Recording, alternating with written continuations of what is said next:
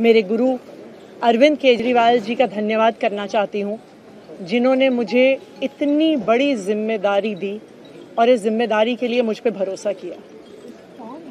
ये सिर्फ आम आदमी पार्टी में हो सकता है, अरविंद केजरीवाल जी के नेतृत्व में हो सकता है कि एक फर्स्ट टाइम पॉलिटिशियन एक राज्य की मुख्यमंत्री बने। मैं एक सामान्य परिवार से आती हूँ। शायद किसी और पार्टी में होती तो चुनाव की टिकट भी नहीं मिलती, लेकिन अरविंद केजरीवाल जी ने मुझ पे भरोसा किया, मुझे विधायक बनाया, मुझे मंत्री बनाया और आज मुख्यमंत्री बनने की जिम्मेदारी दी है। मैं खुश हूँ कि अरविंद केजरीवाल जी ने मुझ पे इतना भरोसा किया है, लेकिन जितना सुख आज मेरे मन में है, आज उससे बहुत ज़्यादा दुख भी मेरे मन में है। दुख इसलिए कि दिल्ली के लोकप्रिय मुख्यमंत्री मेरे बड़े भाई अरविंद केजरीवाल जी आज इस्तीफा दे रहे हैं। मैं आज ये ज़रूर कहना चाहती हूँ आम आदमी पार्टी के सभी विधायकों की तरफ से, दिल्ली की 2 करोड़ जनता की तरफ से, कि दिल्ली का एक ही मुख्यमंत्री है और उस मुख्यमंत्री का नाम अरविंद केजरीवाल है।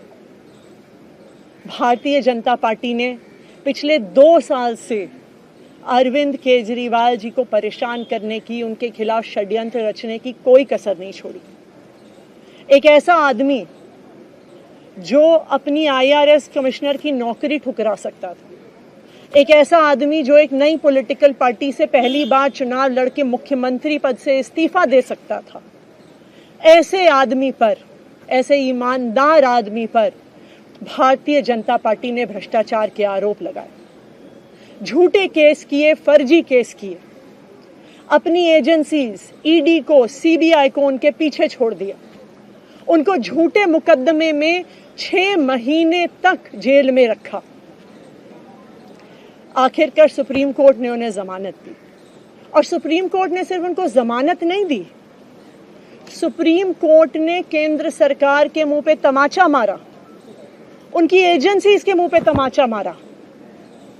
उन्हें कहा कि इनकी एजेंसीज, केंद्र सरकार की एजेंसीज एक पिंजरे में कैद तोते की तरह हैं और अरविंद केजरीवाल जी की गिरफ्तारी गलत थी।